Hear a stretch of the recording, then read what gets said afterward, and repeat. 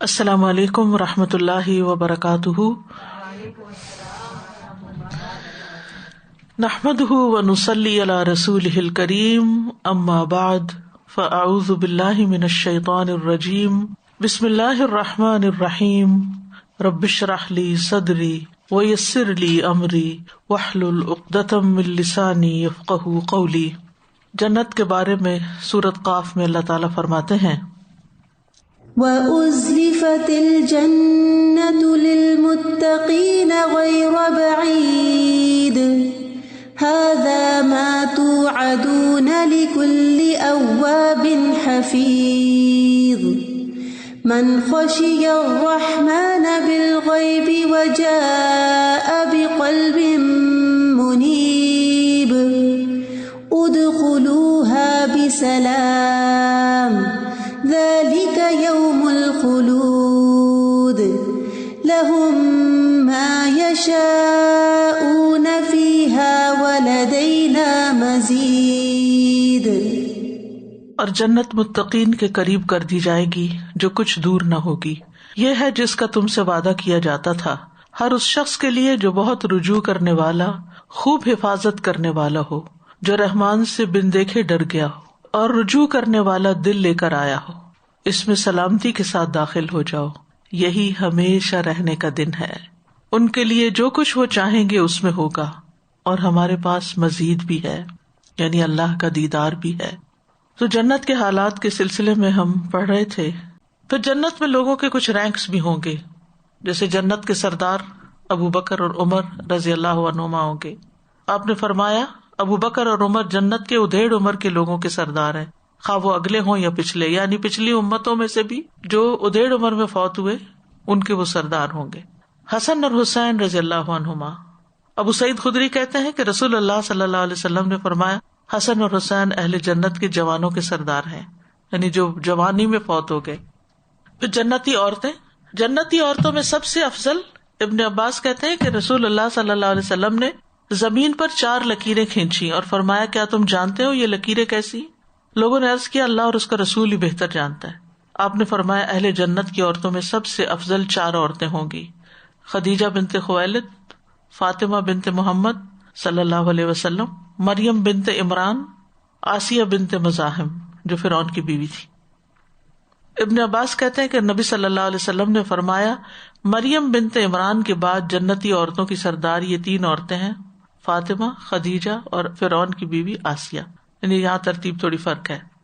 جنتی عورتوں کی صفات، انس بن مالک کہتے ہیں، کیا میں تمہیں ان عورتوں کی خبر نہ دوں جو جنت میں ہوں گی؟ ہم نے عرض کیا، ضرور ہے اللہ کے رسول۔ آپ نے فرمایا، محبت کرنے والی، زیادہ بچے پیدا کرنے والی۔ جب اسے غصہ آئے یا اس کے ساتھ برا کیا جائے یا اس کا شوہر اس پر غصہ اور ناراض ہو تو کہتی ہے، میرا ہاتھ آپ کے ہاتھ میں ہے اور میں اپنی آنکھوں میں نیند کا سرما نہیں لگاؤں گی جب تک آپ راضی اور خوش نہ ہو جائیں، یعنی شوہر کو راضی رکھنے والی۔ پھر جنت کے اندر جانور اور پرندے بھی ہوں گے۔ نبی صلی اللہ علیہ وسلم نے فرمایا، بکریوں کے باڑے میں نماز پڑھ لیا کرو اور اس کی مٹی سے مسح کر لو، کیونکہ یہ جنت کے جانوروں میں سے ہیں، یعنی بکری جنت میں ہوگی۔ اڑنے والا یاقوتی گھوڑا۔ ابو ایوب کہتے ہیں، ایک دیہاتی نبی صلی اللہ علیہ وسلم کی خدمت میں حاضر ہوا اور عرض کیا، یا رسول اللہ صلی اللہ علیہ وسلم، مجھے گھوڑے بہت پسند ہیں، کیا جنت میں بھی گھوڑے ہوں گے؟ آپ نے فرمایا، اگر تم جنت میں داخل ہو گئے تو تمہیں ایسا گھوڑا دیا جائے گا جو یاقوت کا ہوگا اور اس کے 2 پر ہوں گے، تم اس پر سواری کرو گے، جہاں چاہو گے گھومتے پھرو گے۔ یہاں تو لوہے کے جہاز ہوتے ہیں نا، تو وہاں یاقوت کے۔ جنت میں ہمیشگی ہوگی، خلود۔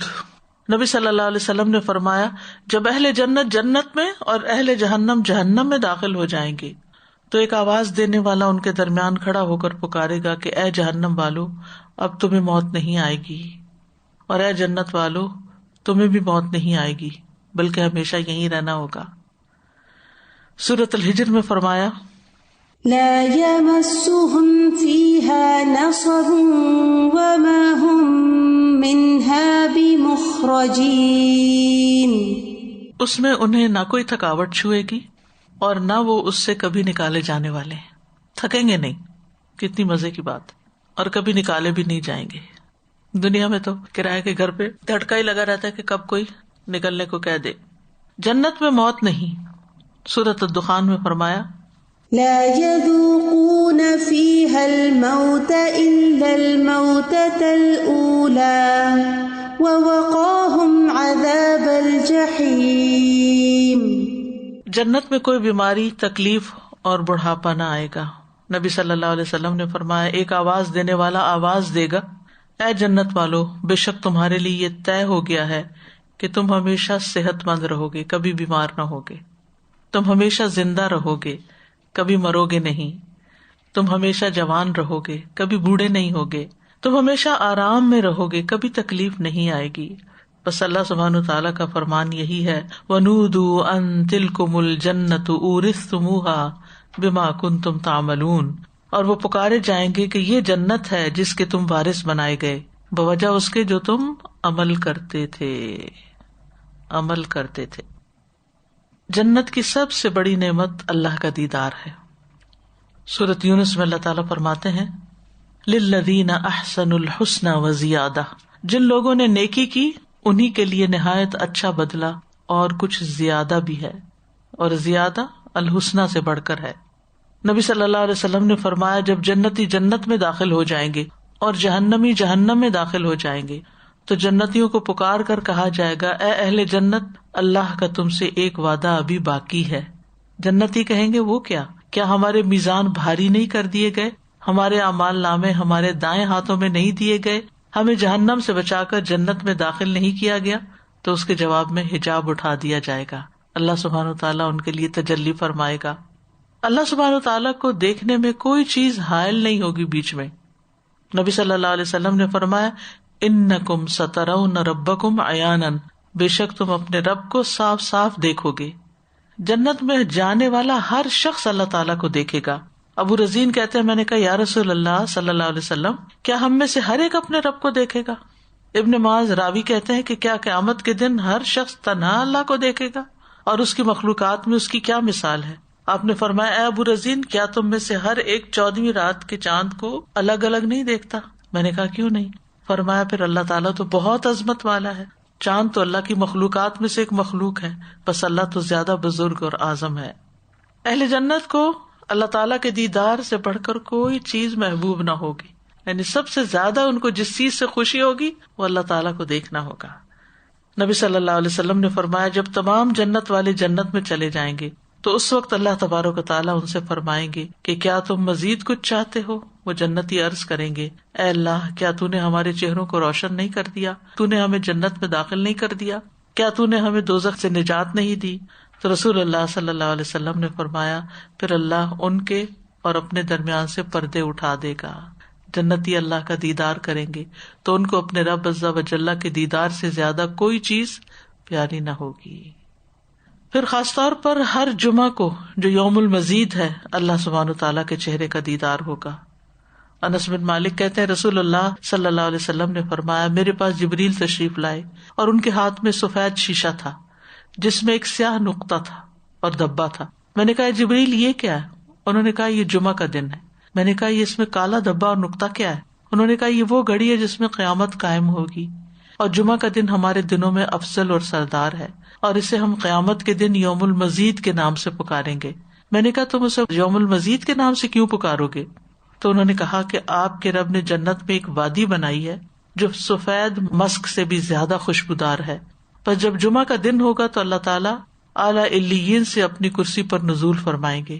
پھر کرسی کے ارد گرد نور کے ممبر ہوں گے جو نہایت عالی شان ہوں گے. نبی آئیں گے یہاں تک کہ ان پہ بیٹھ جائیں گے. پھر اللہ تعالیٰ ممبروں کے ارد گرد سونے کی کرسیاں ڈالیں گے. صدیق اور شہداء آئیں گے یہاں تک کہ وہ ان پہ بیٹھ جائیں گے. پھر اہل جنت آئیں گے یہاں تک کہ ٹیلوں پہ بیٹھ جائیں گے. یعنی ہر ایک کا مقام الگ ہوگا. بس ان کے لیے اللہ تبارک و تعالیٰ اپنا جلوہ فرمائے گا یہاں تک کہ وہ اس کے چہرے کی طرف دیکھیں گے. وہ فرمائے گا، میں وہ ہوں جس نے تم سے اپنا وعدہ سچ کر دکھایا اور میں نے تم پر اپنی نعمت پوری کر دی.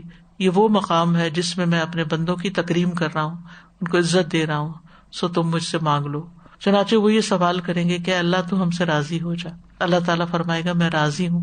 تو اسی وجہ سے میری رضا نے تمہیں میرے گھر میں اتارا ہے اور تمہیں میری تکریم دے دی ہے. میں راضی ہوں، تم مجھ سے کچھ اور مانگ لو. چنانچہ وہ اس سے مانگیں گے یہاں تک کہ ان کی خواہش ختم ہو جائے گی. تو اس وقت اللہ تعالیٰ ان کے لیے وہ کچھ کھولے گا جسے کسی آنکھ نے دیکھا نہیں اور کسی کان نے سنا نہیں اور نہ کسی انسان کے دل پر ایسا گزرا. اور یہ اتنے وقت میں ہوگا جتنا وقت جمعہ کے دن لوگوں کے واپس ہونے میں لگتا ہے، یعنی جانے اور آنے میں. پھر رب تبارک و تعالیٰ اپنی کرسی پر تشریف رکھیں گے، ان کے ساتھ شہداء اور صدیق بھی ہوں گے. بالا خانوں والے اپنے بالا خانوں میں واپس چلے جائیں گے. وہ سفید موتی کے ہوں گے جن میں کوئی دراڑ اور عیب نہیں ہوگا، یا سرخ یاقوت کے ہوں گے یا سبز زبرجد کے ہوں گے.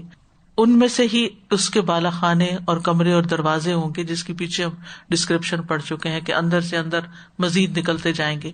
اس میں نہریں ہوں گی، ان میں پھل میوے جھکے ہوئے لٹک رہے ہوں گے. ان میں ان کی بیویاں ہوں گی، ان کے خدمت گزار ہوں گے.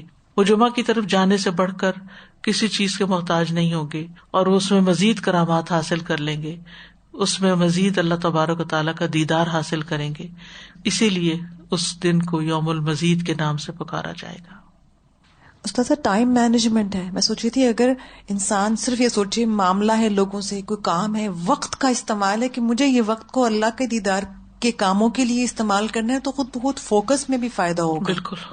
ورنہ آج کے انسان کی سب سے بڑی مشکل، ایون ہم انسان کی بات نہیں کرتے، اپنے دین والوں کی بھی میں دیکھتی ہوں کہ ٹائم مینجمنٹ اور سیلف آرگنائزیشن جو ہے ان کی، وہ اس میں بہت کمی ہے. اس کے سے وہ کام وقت پہ نہیں کر پاتے کیونکہ ذہن ان کے یہاں وہاں بکھرے ہوتے ہیں.